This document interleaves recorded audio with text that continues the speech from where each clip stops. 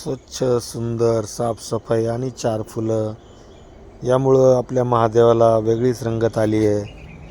आता सगळ्यांची शिवरात्रीसाठी जय्यत तयारी चालू झाली आहे. सगळ्यांना शिवरात्रीला काही ना काही करायचं आहे आणि हळूहळू आमच्या महादेवाला भाविक भक्त वाढत आहेत. आता त्यांची संख्या हजारावर गेली आहे आणि ती अशीच पुढे जाणार आहे. कर्म करीत राहिलं तर काही ना काही होतं. एका दगडाचा वापर करून केलेली पिंड आज सगळ्यांच्या दर्शनासाठी इथे उपलब्ध आहे आणि भाविकही वाढत आहे. तेव्हा आपल्या भोलेधामच्या चॅनलला सबस्क्राईब करा आणि आपल्या मंदिराकडून आपला आशीर्वाद मिळवा.